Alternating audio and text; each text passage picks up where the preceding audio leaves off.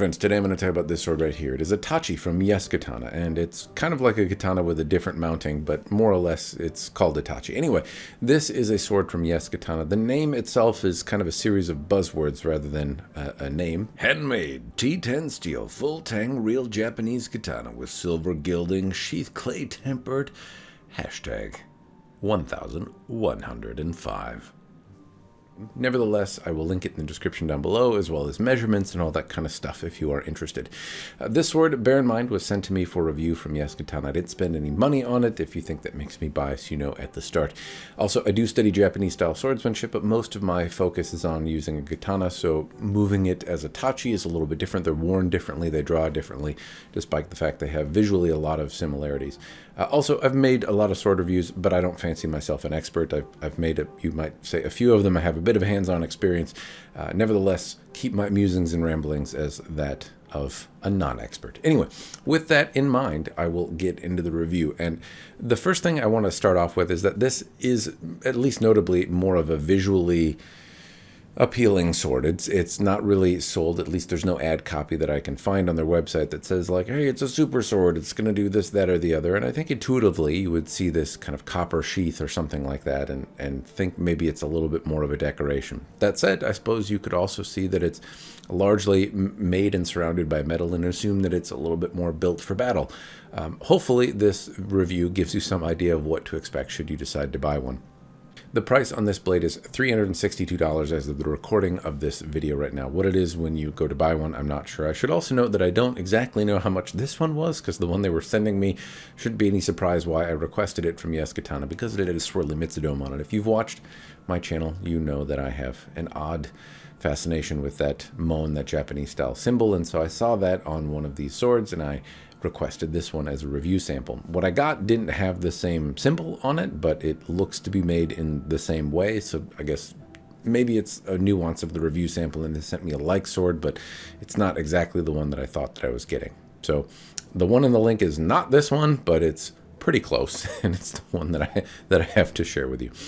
I digress. I'll get into the video itself. So starting from the kasha, the end cap. So this is mounted in a Tachi style or Handachi style. It has a larger size kasha on it that overlaps a copper, I believe is copper metal surrounding ska or handle. So there's no ito. There's this somewhat elaborate looking, at least from a distance, copper handle with various types of metal detailing on it. There's silver and gold coloring along with some blackened or patinated looking copper. It is worth noting that in handling this, the stuff didn't come off on my hands, so whatever material is on there is not necessarily temporary. It seems to hold up reasonably well. That said, the kasha specifically, well, it doesn't transition to ito, so I can't give you any clarification on that. It overlaps the copper reasonably well. It just looks incredibly muddy.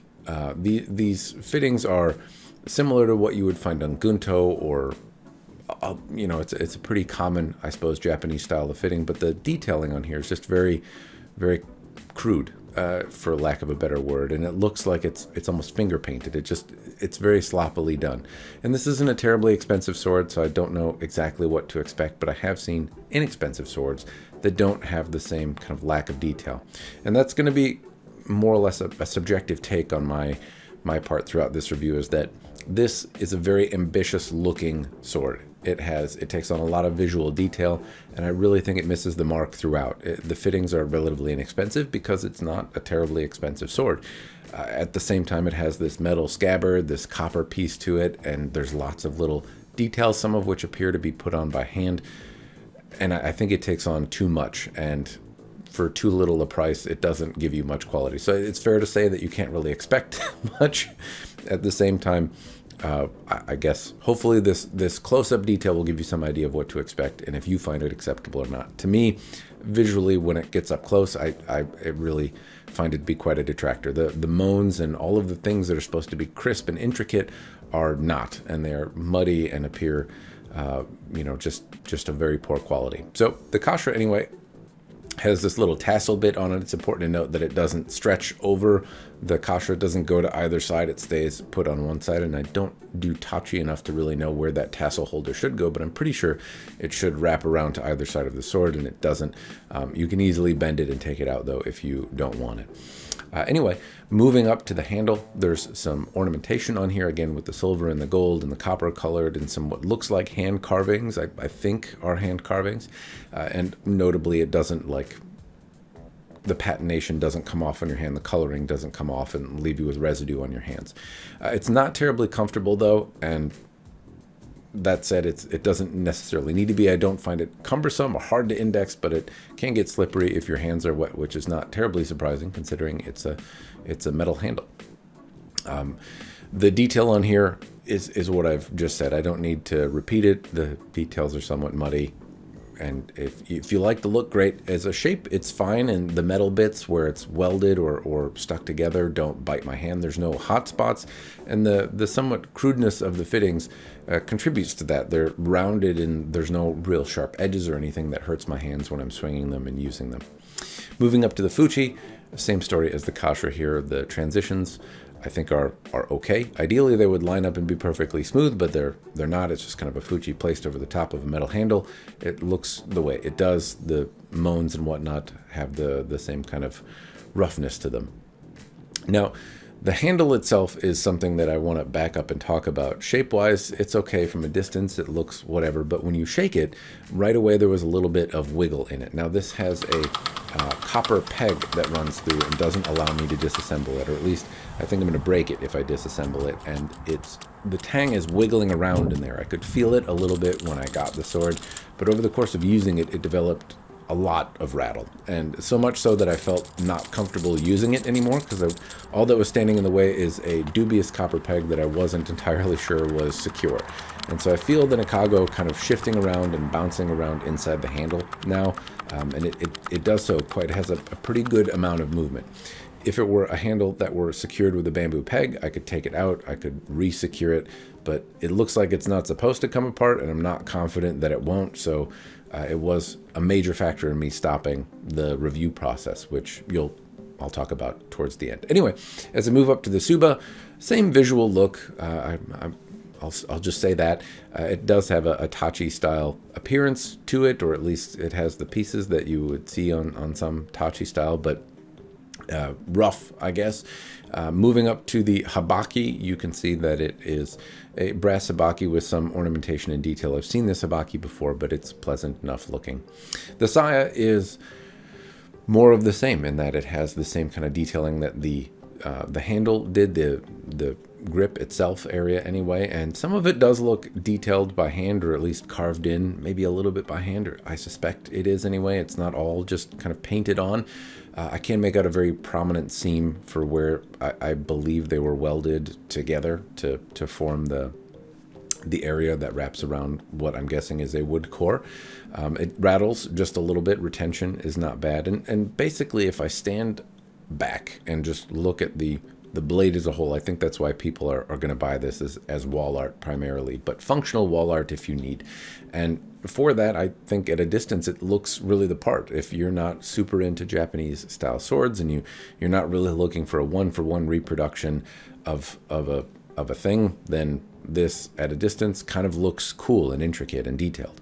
And the cost of it is less expensive than a single fuchi of really high quality that it's trying to emulate. A single piece, just the end cap of a Japanese style sword that was detailed and ornamented, and an antique little cap would cost the same amount as this entire sword. So it's fair that it doesn't have the ornamentation and detail, but it looks better from a distance, I would say. That said, up close, some of the story and the ornamentation and some of the details that are in the various scenes across the scabbard are interesting, and it does wrap the length of the scabbard and make an attempt to go around it with some level of detailing. There's also a kojiri and kurigata and koiguchi on the sword that are interesting, or not kurigata, but it has the tachi mountings on it. The leather does appear to be somewhat mediocre, and one of the little fittings that goes on the tip of the leather fell off at some point, and I'm not even sure where. So it's not particularly secure feeling for being a mostly metal exterior. I would think that would make it feel more durable and like a good take on the world kind of thing, but that's not the case. It's a little bit more delicate than its lacquered counterparts. The blade itself is really spectacular looking in my mind, and the highlight, frankly, for me personally of the sword. It has an absolutely beautiful looking hamon that has these fiery fingers that come out. Some parts of it get rather close to the edge, but just in appearance, it's rather spectacular. I find it to be very appealing looking, and in the sunlight, it just pops out, and there's a lot of character in it. I find it to be a very beautiful looking hamon personally.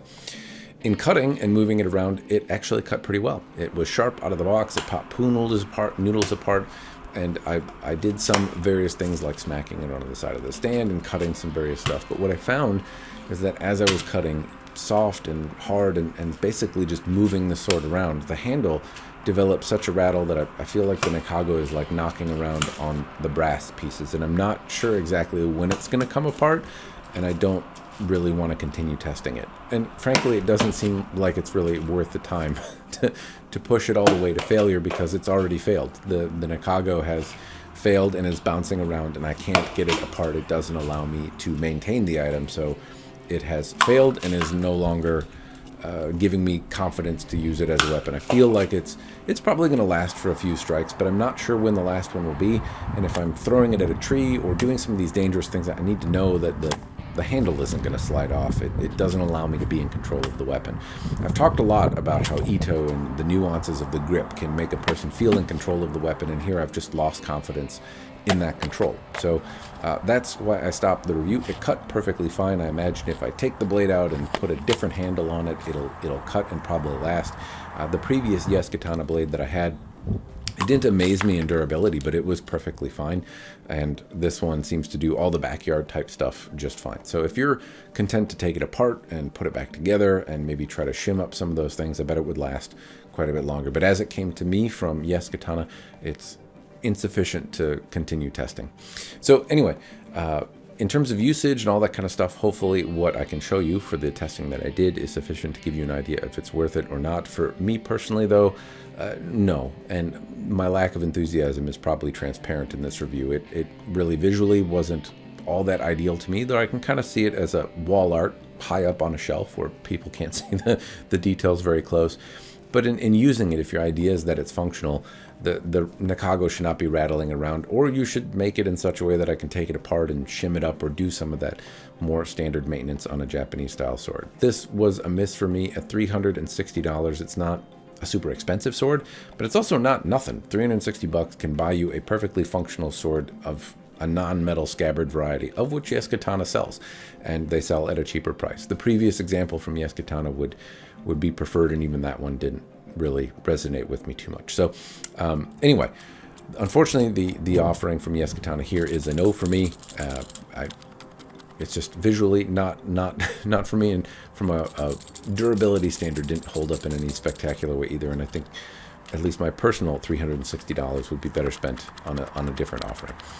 Anyway, some of the other offerings from YesKatana are nice, so I wouldn't let it hold you down there. This is obviously a little bit more of a visual appeal, but I would like it to be built better, frankly. I'd like it to not be knocking around, or again, built in such a way that I could take it apart.